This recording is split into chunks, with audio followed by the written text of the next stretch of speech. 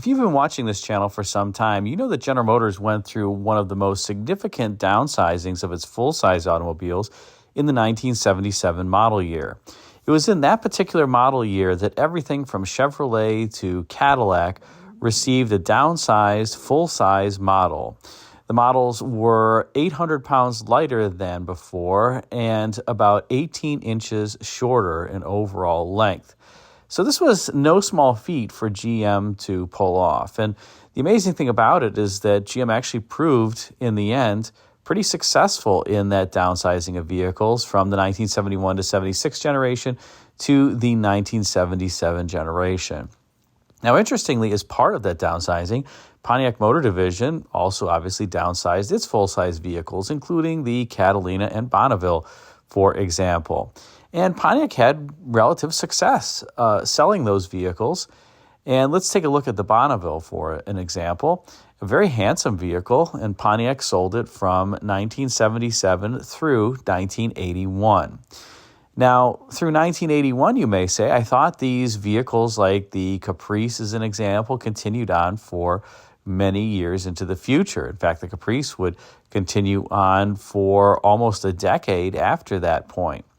Well, Pontiac Motor Division elected to do something different, and it was a big goof up, a strange choice on the part of its product planners, and that was that the Bonneville was discontinued from the full-size vehicle lineup after the 1981 model year, and it moved to what GM was calling then the G-body platform, formerly the A platform, was renamed the G-body platform when the front-wheel drive A cars came out in 1982. And the Bonneville then became a mid-size car from 1982 through 1986. So what was going on here?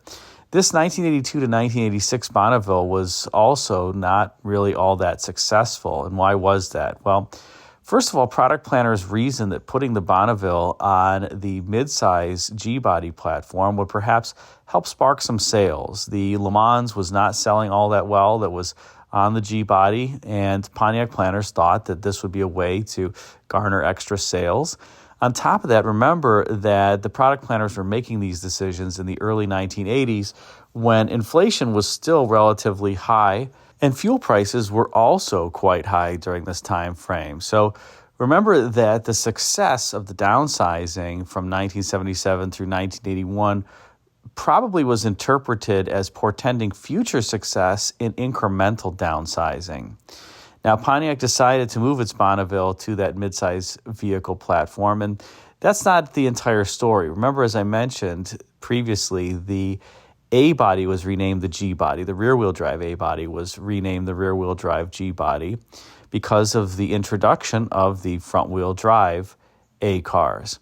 Now, others will know that there were the full-size C-bodies that would be introduced in 1985 that included the Buick Electra, the Olds 98, as well as the Cadillac Fleetwood. But what many don't know is that General Motors was actually planning to also introduce a B-body front-wheel drive platform in those intervening years, in the early to mid-1980s. And the goal there was to kind of plug the gap between the A-body, which was effectively a little bit of a larger X car, and the C-body, and basically sunset the full-size B-body vehicles as a result. Now, that obviously never came to bear. The full-size vehicles that I mentioned continued to soldier on in their boxy form at least, into the early 1990s, and then they were revised after that.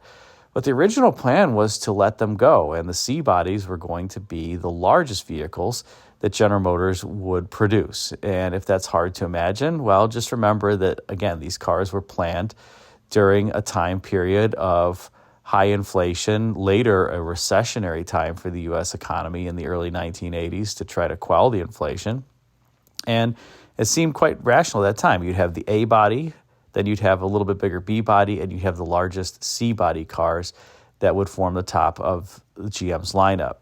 Now, unfortunately, as we all know, things didn't go according to plan, and fuel prices ended up dropping steeply in the 1980s, and customers wanted their big vehicles. And so Other divisions kept the full-size General Motors vehicles, the rear-wheel drive cars, and Pontiac was left hanging in the balance.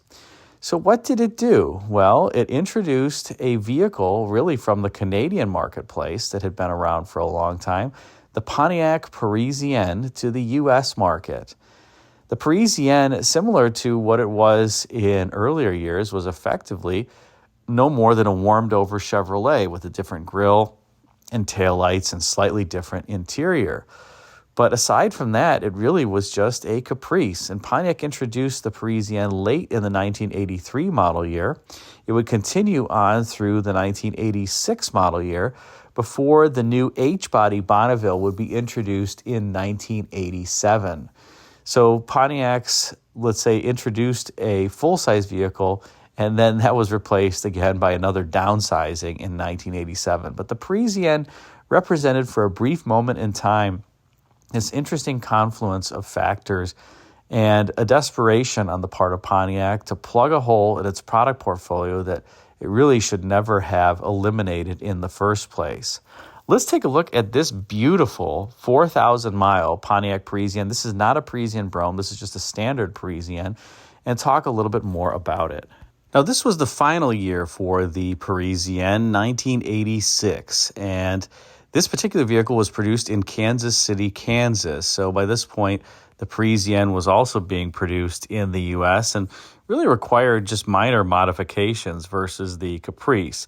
Take a look at the front end and the bumper with the turn signals with that little dip in the middle for the grille was borrowed straight from the Caprice. The grille really was the principal difference on the Parisienne versus the Caprice. And of course, you have the Pontiac optional faux wire wheel covers here, optional vinyl top, and the body side molding, but the sheet metal was effectively all Caprice. Now, given that designers really had to use most all of the same sheet metal from the Caprice, but wanted to get their own identity for the front end, they actually did a couple ingenious things here. As I mentioned, the bumper is shared exactly with the Caprice, so that form had to stay. But now on the headlamps and that area above the headlamps, the headlamp bezel, Pontiac put a bit of a thicker eyebrow over top of the headlamps that then continued on into form the top of the grille. The Caprice had a distinct break between the headlamps and then the grille, and then there was some white space in between there. But Pontiac designers kind of continued that, so it was one form all the way across the vehicle. And the other thing they did was eliminate, as I mentioned, that break in between the grille and the headlamps.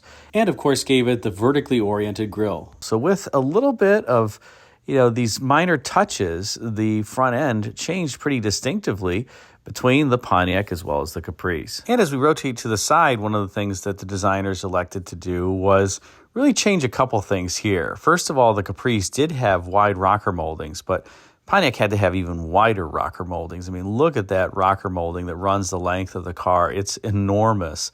One of the thickest that I've seen, and I wish this car didn't have that body side molding. It just kind of ruins the entire side of the body, but oh well, it has it.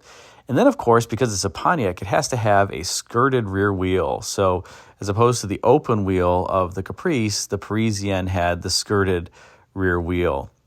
And aside from that, that was really the only changes. The fenders, the doors, the glass, the roof. Although there were some differences in the rear, but that was all shared between the Caprice and the Parisienne. So designers played a few little tricks to give the side view some differences versus the Caprice itself. But I don't think you were fooling anybody that this was a very similar car from the Chevrolet, especially from the side. Now, out back is where there are some shockingly expensive and seemingly minute differences on the Parisienne versus the Caprice. The first thing to note is that the rear bumper is different between the two cars. The Parisienne has this dip in it that you notice for the license plate frame, and the Caprice does not have that dip in it. So they're different bumpers, clearly different tail lamps. Pontiac has this kind of boxy tail lamps that run the entire cross car. And notice that they wrap around the side to form the side marker lamps. Chevrolet instead had a separate end cap that had a distinct side marker lamp in addition to the main three element tail lamp that had been synonymous with Chevrolet all the way back to the 1958 Impala. Those three tail lamp Chevrolets, where the three tail lamps connoted the upper end Chevrolet. Now, as I mentioned, the Caprice had this end cap that formed the side marker lamps. You notice here on this Parisienne that there is no end cap. The quarter actually extends all the way back to the tail lamp. So the quarter is different, the bumper is different. Of course, the tail lamps are different. I believe the deck lid is shared between the two cars, but why they felt the need to have different quarters and a different bumper, like it really mattered, that dip in the middle really mattered, that's just a designer's choice and use of money that probably didn't really mean all that much. Now, on the inside, you had a very similar instrument panel as the Caprice with a few differences. The HVAC controls, the radio, the center vents were the same, and the overall structure was the same. But Pontiac went with these round gauges, the fuel gauge and the speedometer, and then idiot lights elsewhere. Some of these cars had a volt gauge as well, but the Chevrolet just had the typical horizontal style speedometer in that gauge section. So the gauges were different. Of course, the steering wheels were different. Chevrolet typically had the two-spoke steering wheel. Here you have the Pontiac luxury cushion steering wheel to give you a little bit of that luxury and sportiness at the same time. I don't know how sporty it was. Of course, they all had that same turn signal stock that had the cruise control and windshield washer switch built into it. This car does have the optional tilt steering wheel, but really aside from that, the interior of these vehicles was quite similar. And as you can see from the center stack here, this Parisienne does have air conditioning with the typical GM HVAC slider bars. These are pretty common HVAC controls across many GM vehicles. This one also has the optional electronically tuned AM/FM stereo radio, which during this time frame, I have to say GM radios actually sounded really, really good, better than they do today, which is pretty amazing. Most cars today don't have that great of a radio in it, but these 80s era GM radios sounded great and were pretty easy to operate. And while it shows 4 presets there, you really had 7, because if you push 2 buttons at once, the 1 and the 2, the 2 and the 3, the 3 and the 4, you actually had another preset. Now, under hood, you got your choice of 2 engines in the Parisienne. You got a standard 4.3-liter V6 that was sourced from Chevrolet, the 90-degree V6 based on Chevrolet's small block V8. And that made 130 horsepower and 210 pound-feet of torque. This car has the optional Chevrolet 305 cubic inch V8 that made 165 horsepower and 225 pound-feet of torque. So not all that much, but I have to be honest, these cars weren't all that heavy either. They didn't top the scales at over 4,000 pounds. So, 0 to 60 with the 5-liter V8 is probably about 13 seconds. With the, I would say, the 4.3-liter V6, maybe 14 and a half, which is extremely slow for today's time frame. But, back then that wasn't that bad. Most smaller cars were in the 14, 15-second range. So if you got a 5-liter Parisienne like you have here, you had something that accelerated a little bit better than the average car, I would say. Maybe you could even break into the 12 seconds, 0 to 60. And it was paired out back. This one is paired out back by the 200 4R transmission. They could also have a 3-speed turbohydromatic 200 automatic. At this point, the 200 4R was relatively reliable. Early in its life, when it was just the turbohydromatic 200, was a terrible transmission. It failed pretty frequently, and it was tasked with being behind 5-liter V8s, 5.7-liter Oldsmobile diesels earlier in its life. But like I said, by this point, it was a pretty reliable transmission. In fact, even the Buick Grand National employed it, and if you brake torqued it, I don't think it lasted very long. But here it was a pretty good overall powertrain. And it was smooth and reliable. The V6 actually came with throttle body injection. If you got the V8, it still had the electronic feedback quadrajet carburetor, but both were good and reliable. So that's the story of the Pontiac Parisienne, the car that was never planned but ended up coming into being because of an overall goof-up, let's call it, in Pontiac product planning. What do you think? Should they have ever moved that Bonneville off of the original B-body platform to the A/G body platform? Should they have introduced the Parisienne? And what about those crazy design differences out back that merited unique sheet metal and a unique bumper for the Parisienne. Did that do anything for the car? Put a comment in the comment section. Let me know your perspective. Thanks again for watching.